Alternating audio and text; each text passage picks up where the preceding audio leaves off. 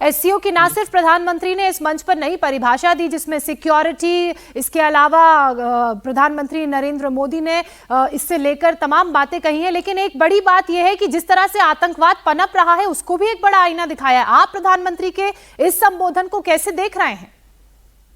देखिए, बहुत ही महत्वपूर्ण है। सिक्योरिटी, कोऑपरेशन और अपॉर्चुनिटी की बात की है। सबसे इंपॉर्टेंट जो बात की है वो सिविलाइजेशन डायलॉग की बात की है, जो कि बाकी जगहों पे नहीं होती है।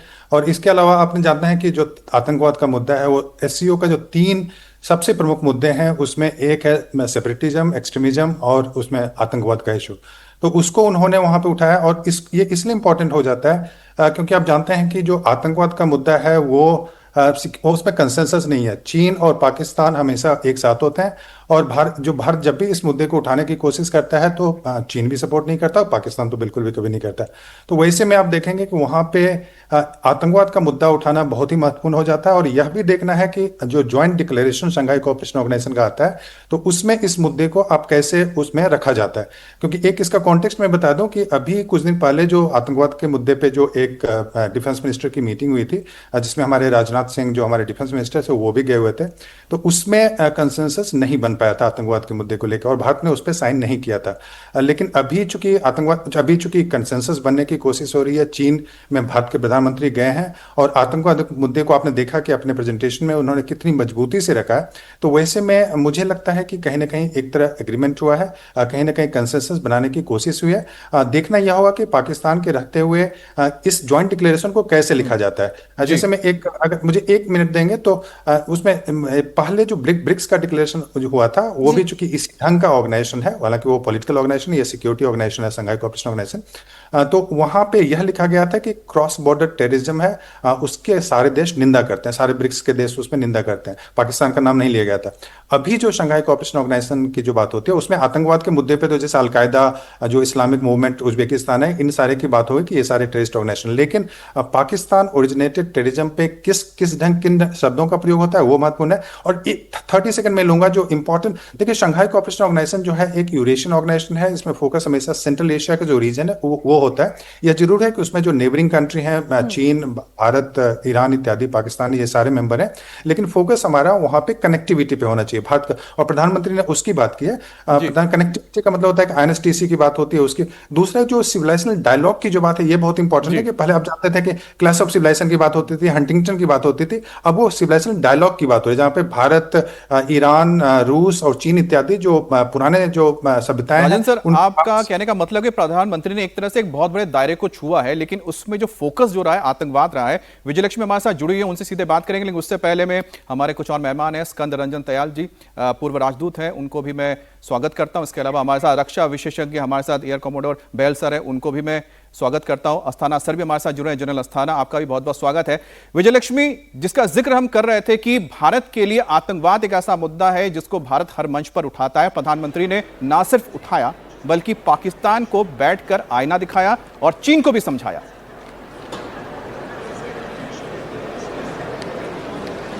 बिल्कुल। और अमित, ये तमाम बातें तब कहीं जब उसी कमरे में पाकिस्तान के प्राइम मिनिस्टर भी बैठे हुए थे। प्रधानमंत्री नरेंद्र मोदी ने कड़ी शब्दों में अपनी बात भी रखी और आतंकवाद को लेकर के जीरो टॉलरेंस है भारत का, ये भी कहा।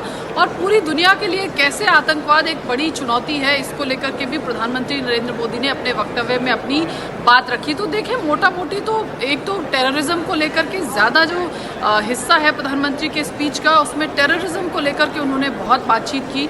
और क्योंकि एससीओ का एक अपना एक रैट्स मैकेनिज्म है, रीजनल एंटी टेररिज्म स्ट्रक्चर जो है ऑलरेडी ये है, जो एससीओ का अपना एक मैकेनिज्म है, उसकी भी बात प्रधानमंत्री नरेंद्र मोदी ने की। और साथ ही ये भी कहा कि कैसे मानवता के लिए एक बड़ी चुनौती है और ज़रूरत है कि साझा होकर के एससीओ के तमाम मुल्क आएँ और टेररिज्म यानी आतंकवाद से लड़ाई लड़ें। अंत के अगर लास्ट के उनके भाषण की बात करें तो इंक्लूसिव वर्ल्ड ऑर्डर की बात प्रधानमंत्री नरेंद्र मोदी करते हुए नजर आ रहे हैं। तो यानी एक तरफ टेररिज्म पर उन्होंने बात की तो दूसरी तरफ आर्थिक क्षेत्र में एक इंक्लूसिव वर्ल्ड ऑर्डर होना चाहिए, या बाकी चीज़ों में भी जो वर्ल्ड ऑर्डर है वो इंक्लूसिव होना चाहिए, यानी सबको को जिसमें शामिल किया जा सके, ऐसे वर्ल्ड ऑर्डर की ज़रूरत है। इस पर भी जोर प्रधानमंत्री नरेंद्र मोदी ने अपने भाषण में दिया। आप देखना होगा कि जॉइंट डिक्लेरेशन जब आता है तो किस तरह की चीज़ें निकल कर के आती हैं, क्योंकि ये पहला कोई मल्टीलेटरल फोरम नहीं है अमित।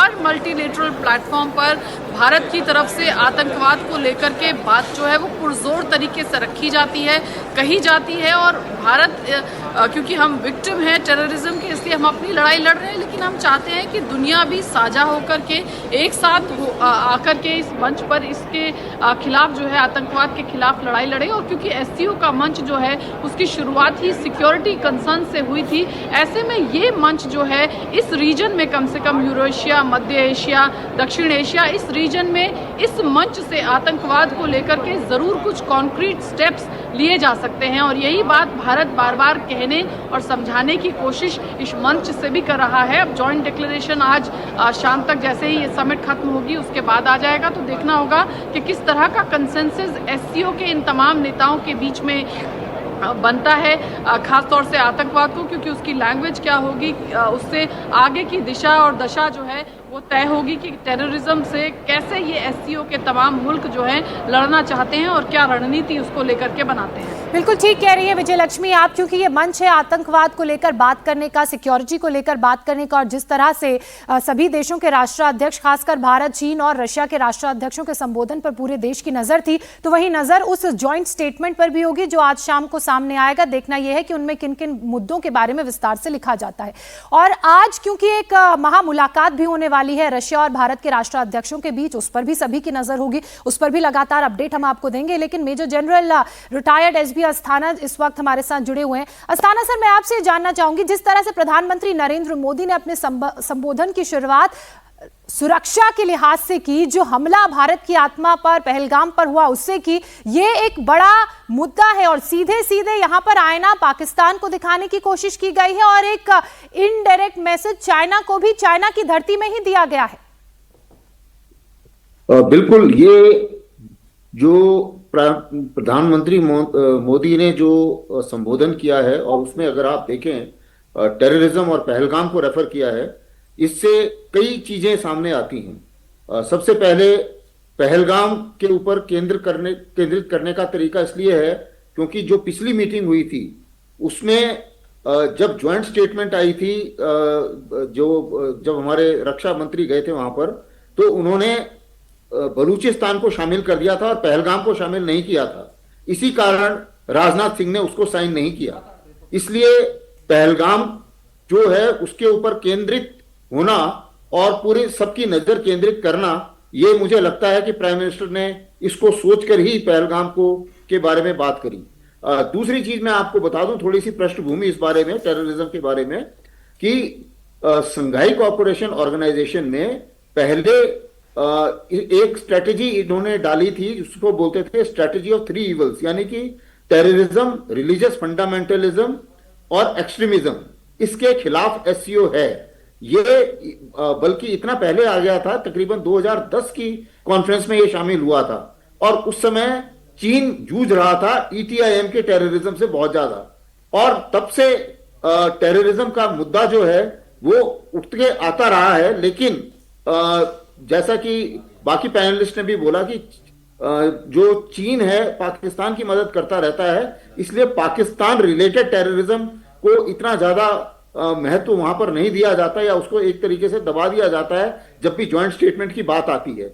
अभी भी मुझे ऐसा प्रतीत होता है कि जब ज्वाइंट स्टेटमेंट आएगी उसमें जनरल स्टेटमेंट्स होंगी टेररिज्म के बारे में, लेकिन कोशिश वो यही करेंगे कि दोनों चीजें ही हटा दें, चाहे वो बलूचिस्तान है चाहे वो पहलगाम है, ऐसा मेरा मानना है। क्योंकि इस बार भारत ने पहले ही टेररिज्म के बारे में चीन को आगाह कर दिया था कि इसके बारे में हम बात करेंगे, और इसके बारे में एजेंडा पॉइंट उनको वापस मीटिंग से पहले भेजा गया था। तो मुझे लगता है कि एससीओ में जब उन्होंने अपना हिसाब किया होगा कि कैसे आगे बढ़ाना है और क्या स्टेटमेंट होगी, तो इसको मद्देनजर रखा। सर, आपने काफी हद तक वो बात बता दी जो प्रधानमंत्री मोदी ने अपने संवाद के आखिर में कहा था कि जो एजेंडा शायद इस बार रखा गया है वो मल्टीलैटरल फोरम को लेकर ही कहा गया है।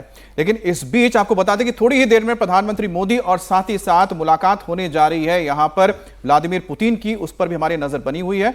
और पीएम मोदी ने और मीनाक्षी मेरी सहयोगी मेरे साथ जुड़ गई हैं। बिल्कुल अमित, देखिए प्रधानमंत्री नरेंद्र मोदी ने सिक्योरिटी, कनेक्टिविटी एंड अपॉर्चुनिटी, इन 3 बिंदुओं पर जोर दिया। अब से थोड़ी देर में प्रधानमंत्री नरेंद्र मोदी एससीओ समिट में जब उन्होंने आतंकवाद पर बड़ा प्रहार किया, कड़ा प्रहार किया, उन्होंने पहलगाम आतंकी हमले का जिक्र करते हुए पाकिस्तान के प्रधानमंत्री शहबाज शरीफ के सामने आतंकवाद पर आईना भी दिखाया। भारत पिछले 4 दशकों से निर्मम आतंकवाद का दंश झेल रहा है। कितनी ही माताओं ने अपने बच्चे खोए और कितने बच्चे अनाथ हो गए। हाल ही में हमने पहलगाम में टेररिज्म का बहुत ही घिनौना रूप देखा। इस दुख की घड़ी में जो मित्र देश हमारे साथ खड़े रहे, मैं उनका आभार व्यक्त करता हूं। यह हमला केवल भारत की अंतरात्मा पर ही आघात नहीं था, यह मानवता में विश्वास रखने वाले हर देश, हर व्यक्ति को खुली चुनौती थी। ऐसे में प्रश्न उठना स्वाभाविक है, क्या कुछ देशों द्वारा आतंकवाद का खुलेआम समर्थन हमें स्वीकार्य हो सकता है? एक्सेलेंसी, हमें स्पष्ट रूप से और एक स्वर में कहना होगा कि आतंकवाद पर कोई भी डबल स्टैंडर्ड स्वीकार्य नहीं होंगे। हमें मिलकर आतंकवाद का हर रंग में, हर रूप में विरोध करना होगा। ये मानवता के प्रति हमारा दायित्व है। जो बात प्रधानमंत्री नरेंद्र मोदी कह रहे हैं, स्कंद रंजन तयाल जी हमारे साथ जुड़े हुए हैं, आप पूर्व राजदूत रहे हैं। इसी बात को और उन्होंने जो बात आगे बढ़ाई है, मैं एक बार वो हिस्सा भी पढ़ देती हूँ हमारे दर्शकों के सामने। उन्होंने कहा, सुरक्षा, शांति और स्थिरता किसी भी देश के विकास का आधार है, लेकिन आतंकवाद, अलगाववाद और अतिवाद बड़ी चुनौतियां हैं और किसी एक देश की सुरक्षा के लिए ही ये घातक नहीं है, बल्कि पूरी मानवता के लिए ये साझा चुनौती है। तयाल सर, ये बात जो उन्होंने वहां चीन की धरती से कही है, ये पाकिस्तान के लिए भी है, ये आतंकवाद को समर्थन देने वाले प्रत्यक्ष अप्रत्यक्ष रूप से हर देश के लिए उतनी ही इंपॉर्टेंट है। ये संदेश पाकिस्तान के लिए तो मुख्य था और चीन के लिए भी था, क्योंकि और कोई देश उस पूरे जो 10 मेंबर्स हैं आतंकवाद का समर्थन बिल्कुल नहीं करता है, चाहे वो सेंट्रल एशियन देश हो या बेलोरसिया हो, और ईरान भी आतंकवाद से खुद पीड़ित है। तो साझा चुनौती, ये शब्द जो हमारे प्रधानमंत्री शब्दों का चयन बहुत ही केयरफुली करते हैं कि ये साझा चुनौती है। पर यहाँ हमें एक चीज ये देखनी होगी कि पिछले 20 साल में आतंकवाद का रूप बदल गया है। एक इस्लामिक मूवमेंट उज़्बेकिस्तान होता था, वो सब खत्म हो चुका है। ताजिकिस्तान पीसफुल है। अफगानिस्तान में तो तालिबान स्वयं रूल कर रहे हैं, तो वहां भी कुछ आतंकवाद नेबरिंग कंट्रीज के लिए कम हो गया है। मैं ये कहना चाह रहा हूं कि सेंट्रल एशियन देश जो हैं वो अब आतंकवाद से उतने पीड़ित नहीं हैं जितना भारत है, और इसलिए उनकी निगाह उधर से थोड़ी हट गई है। देखिए, हमें ये समझना चाहिए, हर देश के अपनी चुनौतियां होती हैं, अपनी प्रायोरिटीज होती हैं, और हमें समझना है। पर दूसरा, उन्होंने, प्रधानमंत्री ने कहा कि मैं उन मित्र देशों का आभार प्रकट करता हूं जिन्होंने हम भारत के साथ जो खड़े रहे और भारत का समर्थन किया पहलगाम का जो हादसा हुआ उसके बाद। तो ये एक और, उन्होंने सब देशों का समर्थन नहीं कहा मित्र देशों का समर्थन किया, तो इसमें चाइना शामिल नहीं है। तो अपनी तरफ से उन्होंने पूरा बहुत ही वजनदार बात की, दुनिया के सामने आईना दिखाया, पाकिस्तान को आईना दिखाया। पर क्या रूप इसका निकलेगा? चाइना की धरती पर ये जॉइंट स्टेटमेंट बनने वाला है। चाइना का तो अभिन्न मित्र पाकिस्तान है। भारत से तो अभी कुछ थोड़ा थोड़ा एक आध बेबी स्टेप्स ले रहे हैं कुछ स्थिरता लाने में। तो मैं नहीं, देखते हैं क्या रूप निकलता है। हमें बहुत ज्यादा एक्सपेक्टेशन करनी चाहिए। एससीओ से कोई एक्सपेक्टेशन मुझे तो नहीं है कि आतंकवाद के खिलाफ वहां से कोई भी कॉन्क्रीट स्टेप निकलेगा। पर हर मंच से भारत को इस बात को दोहराना है कि आतंकवाद पूरी दुनिया के लिए एक ईविल है और वो कुछ देश हैं जो उसका समर्थन कर रहे हैं, उसको प्रोटेक्ट कर रहे हैं। सर, इसमें सिर्फ चीन ही नहीं है, यहां पर दो ऐसे देश भी हैं जिन्होंने पाकिस्तान का समर्थन किया था जब ऑपरेशन सिंदूर हुआ था, चाहे वो टर्की हो या फिर वहां पर अजरबैजान हो, उनके भी हेड ऑफ स्टेट वहां पर मौजूद हैं। बहल सर, जैसा कि अभी तयाल सर बता रहे थे, ये संदेश था ना सिर्फ पाकिस्तान को बल्कि चीन को, लेकिन साथ ही भारत ने यहां समझा दिया उन देशों को भी जैसे कि टर्की है या फिर अजरबैजान है, जो पाकिस्तान को समर्थन भी देते हैं, उसके आतंकवाद को संरक्षण भी देते हैं। अमित जी, बहुत ही अच्छा प्रश्न भी पूछा आपने और एक चीज भी बताई और उजागर किया है। सबसे पहले मैं ये कहना चाहूंगा कि जो प्लेटफॉर्म है शांघाई कोऑपरेशन ऑर्गेनाइजेशन का, उसका इस्तेमाल किया हमारे प्रधानमंत्री ने जियोपॉलिटिकल सिग्नलिंग के लिए, यानी कि सिग्नलिंग ना केवल चीन के लिए, जैसे कि आप बता रहे थे, टर्की के लिए भी, अजरबैजान के लिए भी, क्योंकि टर्की और अजरबैजान के बहुत क्लोज रिलेशनशिप रहे हैं पाकिस्तान के साथ। टर्की ने हमेशा कश्मीर का मुद्दा उठाया एक बार को छोड़ के, और दूसरा उनको ड्रोन्स भी दिए और साथ में उनको हर तरह की तकनीकी मदद भी की, और साथ में उनका जो 5th जनरेशन फाइटर है उसमें भी मदद कर रहे हैं पाकिस्तानी इंजीनियर और उनके टेक्नीशियन, ताकि वो सीख सकें। और साथ ही में अजरबैजान JF-17 खरीदता है पाकिस्तान से और उसका नंबर भी उन्होंने बढ़ा दिया और साथ में कोऑपरेशन भी बहुत रखा है। उन सब के लिए ये सिग्नल है कि आप अपने रिलेशनशिप रखिए, लेकिन साथ में ये भी देखिए कि क्रॉस बॉर्डर टेररिज्म को ना हम सपोर्ट करते हैं और मानवता के खिलाफ है। साथ में मैं आपके साथ एक दो चीजें और भी डिस्कस करना चाहता हूं कि रूस क्या चाहता है या चीन क्या चाहता है, उसके ऊपर भी हम डिस्कस करेंगे, लेकिन साथ में ये बहुत महत्वपूर्ण है कि प्राइम मिनिस्टर ने क्या नहीं कहा।